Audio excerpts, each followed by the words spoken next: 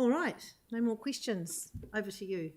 All right, well, I'm returning to the subject of wastewater in my personal submission. I'm just going to raise up some points that haven't been raised before. One of the key ones is the operating costs. Now, the Friends of Banks Peninsula tried to obtain the operating costs via Lagoima request, and we were sent no information whatsoever. And I think one of the things you need to take into account here is that a very simple gravity-fed system with a harbour outfall is being replaced by a very complex system that requires pumping wastewater all over the place. There's a huge sprawling area, and these irrigation fields are going to need a very close eye kept on them. So there's operating costs that haven't been explained yet. And I think another thing, and I take my hat off to the young people who spoke earlier, going forward, climate resilience has to be absolutely critical in any sort of investment in a massive new sewage system. And I don't think anything could be less resilient than putting a fixed capacity irrigation system on onto a front end that is full of leaking pipes. Except it could, and that is putting an irrigation field onto steep, slip-prone land. And what I'm showing you here in these two images are the results after the storm in December 2021 in Le Bons Bay and Hinawai Reserve, just on the other side of the hill, massive slips. And if this happens in the irrigation fields that you're proposing for Robinson's Bay, and Sue's shown you how steep those areas are in the previous submission, there is absolutely no headroom to irrigate somewhere else. And to make things worse, native tree irrigation is completely untested.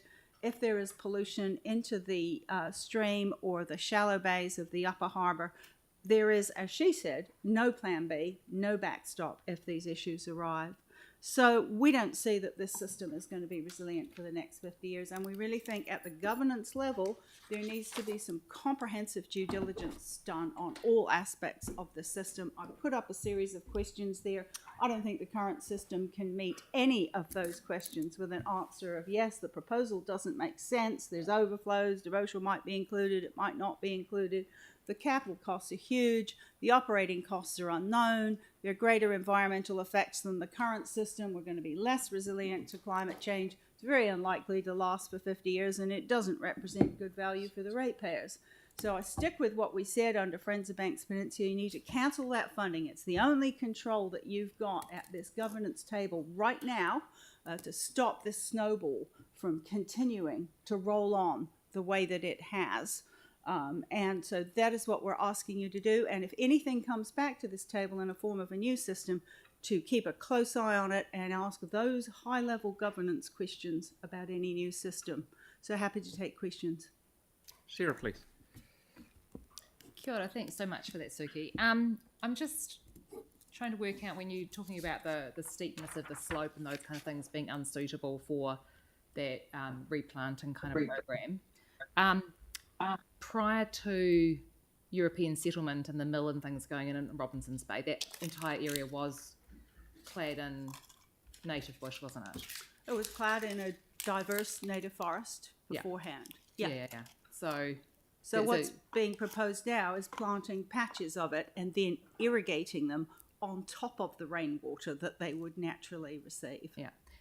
But you do acknowledge that when we went through the last process, there had been some testing. You say the natives wasn't tested, but there had been a test done of the growing over several years and irrigating.